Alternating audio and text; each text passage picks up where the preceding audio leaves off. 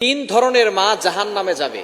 সকল মাই কিন্তু সকলের কাছে দামি, কিন্তু এমন কিছু মা আছে যে সকল মায়েরা সন্তানদের মাঝে ঝগড়া ফাসাদ সৃষ্টি করে দেয় এবং তারা নিজের স্বার্থের জন্য এমন কিছু কাজ করে যেটা আল্লাহ পাক রব্বুল আলামিন পছন্দ করেন না, নবীজি সাল্লাল্লাহু আলাইহি সাল্লাম পছন্দ করেন না।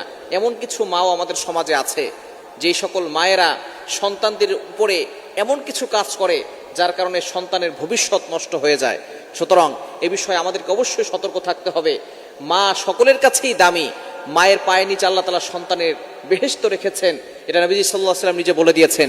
কিন্তু কিছু মা এমন রয়েছে যে সকল মায়েরা সন্তানদের ভালো চায় না, অথচ আপনার প্রতিবেশী যারা আছে, আপনার কাছের লোক যারা আছে, সকলের কল্যাণ কামনা করতে হবে। তবে তিন ধরনের মা, এক নাম্বার হচ্ছে যেই সকল মায়েরা নিজের স্বার্থের জন্য ছেলে অথবা মেয়ের সংসার নষ্ট করে দেয়। বর্তমানে অনেক মা আছে মেয়েকে কুপরামর্শ দিয়ে স্বামীর থেকে সংসার নষ্ট করে দিয়ে স্বামীর থেকে বিচ্ছিন্ন করে দেয়, স্বামীর থেকে আলাদা করে দেয়। এই সকল মায়েরা অবশ্যই জাহান্নামে যাবে, কেননা তারা একটা সংসার নষ্ট করে দিয়েছে। স্বামী স্ত্রীর সম্পর্ক হচ্ছে মহব্বতের সম্পর্ক। অবশ্যই মা হচ্ছে সকলের চেয়ে দামি, তবে স্বামী স্ত্রীর সম্পর্ক হচ্ছে মহব্বতের সম্পর্ক। শয়তান এই স্বামী স্ত্রীর সম্পর্ক বিচ্ছিন্ন করতে সবচেয়ে বেশি খুশি হয় যখন স্বামী স্ত্রীর সম্পর্ক বিচ্ছিন্ন হয়ে যায়। অনেক মায়ের কুপরামর্শের কারণে তার মেয়েটা তার স্বামীর থেকে আলাদা হয়ে যায়। যেই মা নিজের স্বার্থের জন্য তার ছেলে অথবা মেয়ের সংসার নষ্ট করে দেয়, সেই মা অবশ্যই গুনাহগার হবে। এজন্য এই সকল কাজ থেকে আমাদেরকে দূরে সরে আসতে হবে। এবং দ্বিতীয় নাম্বার হচ্ছে যেই মা সন্তানদের ভিতরে ঝগড়া লাগিয়ে দেয়।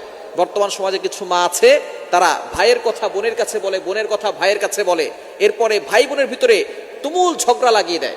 অথচ নবীজি সাল্লাল্লাহু আলাইহি সাল্লাম জানিয়ে দিয়েছেন, সিলমান কতাক, তোমার সাথে সম্পর্ক ছিন্ন করেছে, সম্পর্ক জড়িয়ে দাও। কিন্তু কিছু মা এমন আছে যারা নিজের আপন সন্তানদের ভিতরে ঝগড়া লাগিয়ে দেয়।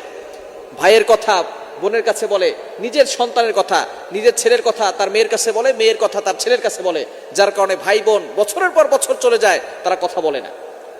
এই দুইজনের ভিতরে ঝগড়া লাগিয়ে দিয়েছে মা। সুতরাং এই সকল মা যারা একজন আরেকজনের ভিতরে ঝগড়া লাগিয়ে দেয় এবং ভাই বোনের মতো যে মধুর সম্পর্কটা নষ্ট করে দেয়, সেই সকল মারা অবশ্যই গুনাহগার হবে।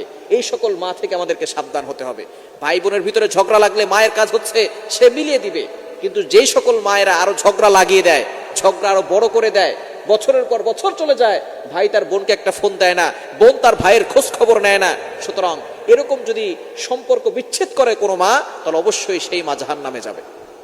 এবং তিন নাম্বার, যেই মা অন্যায়ভাবে সন্তানকে অভিশাপ দেয়, অন্যায়ভাবে সন্তানকে অভিশাপ দেয় এবং সন্তানকে গালিগালাজ করে, অবশ্যই মায়ের অধিকার আছে, কিন্তু সন্তানের কোনো অন্যায় নাই। নবীজি সাল্লাল্লাহু আলাইহি ওয়াসাল্লাম এই বিষয়ে জানিয়ে দিয়েছেন, নারীরা দুইটি কারণে জাহান্নামে বেশি যাবে। বুখারী শরীফের হাদিস, নবী সাল্লাল্লাহু আলাইহি ওয়াসাল্লাম মিরাজ থেকে আসার পরে নারীদেরকে সম্বোধন করে বলে দিয়েছেন, ইয়া মাশারান নিসা, হে নারী সম্প্রদায়, তোমরা তাসাদদাকনা, বেশি বেশি করে সদকা করো। তখন নারীরা জিজ্ঞেস করেছেন, ইয়া রাসূলুল্লাহ, কেন সদকা করব? বলে, আমি যখন জাহান্নাম দেখেছি তখন দেখেছি অধিকাংশ নারীরা জাহান্নামে। তখন নারীরা জিজ্ঞেস করেছেন, কেন ইয়া রাসূলুল্লাহ? তখন তারা বলেছে, এক নাম্বার, তারা বেশি বেশি করে অভিশাপ দেয়। যে সকল নারীরা বেশি বেশি করে অভিশাপ দেয় তারা জাহান্নামে যাবে। নবী সাল্লাল্লাহু আলাইহি ওয়াসাল্লামের হাদিস, বুখারী শরীফের হাদিস। এবং দ্বিতীয় নাম্বার হচ্ছে স্বামীর অকৃতজ্ঞ স্ত্রী যারা আছে, স্বামী এত কিছু দেওয়ার পরেও বলে, তুমি আমাকে কি দিয়েছো, এই সকল নারীরা জাহান্নামে যাবে। সুতরাং এই তিনটি জিনিস যে সকল মায়েরা করবেন, অবশ্যই সাবধান। আপনার সন্তানের সংসার নষ্ট করবেন না, আপনার নিজের স্বার্থের জন্য তাদের সংসার নষ্ট করবেন না, তাদের জন্য দোয়া করবেন। এবং সন্তান যদি খারাপও হয়, তাদের জন্য কখনো বদদোয়া দিবেন না, তাদের জন্য দোয়া করবেন, কেননা মায়ের বদদোয়াও কবুল হয়ে যায়। এখন আমরা শুধু মা বাবার অশ্বনী, মা বাবার সাথে ভালো ব্যবহার করতে হবে। মা বাবারও কিছু হক রয়েছে, কিছু অধিকার রয়েছে, সন্তানের কিছু অধিকার রয়েছে, সেগুলো মা বাবার দায়িত্ব পালন করতে হবে।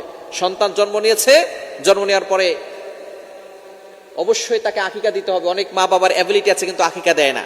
এরপরে সুন্দর নাম রাখতে হবে, ইসলামিক নাম রাখে না, ধর্মীয় শিক্ষা দেয় না, কোরআনের শিক্ষা দেয় না।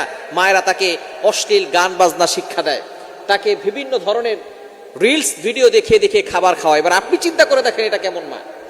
যেই মা সন্তানের ভবিষ্যৎ নষ্ট করতেছে, যেই মা সন্তানকে ধর্মীয় শিক্ষা দেয় না, কোরআনের শিক্ষা দেয় না, সূরা ফাতিহা শিক্ষা দেয় না, রিলস ভিডিও দেখিয়ে দেখিয়ে তাকে খাবার খাওয়ায়, ওই মা সন্তানের ভবিষ্যৎ কিভাবে নষ্ট করতেছে? এজন্য মা হলেই যে সে বেহেশতে চলে যাবে, জান্নাতে চলে যাবে, বিষয়টা এমন নয়। এ বিষয়ে অবশ্যই আমাদেরকে সতর্ক থাকতে হবে। অনেকেই বলবে, হুজুর মায়ের ব্যাপারে এই ধরনের কথা বললেন। আসলে আমাদের প্রত্যেকটা জায়গা থেকে প্রত্যেককেই ভালো হতে হবে। যদি আমরা প্রত্যেকটা সেক্টরে, বাবার সেক্টর থেকে বাবা ভালো হয়, মায়ের সেক্টর থেকে মা ভালো হয়, বোন যেখানে আছে বোনের জায়গা থেকে ভালো হবে, ভাই ভাইয়ের জায়গা থেকে ভালো হবে, সন্তান তার জায়গা থেকে ভালো হবে, তাহলেই আমরা জান্নাতে যেতে পারবো এবং একসাথে পরিবার সহ জান্নাতে থাকতে পারবো ইনশাআল্লাহ।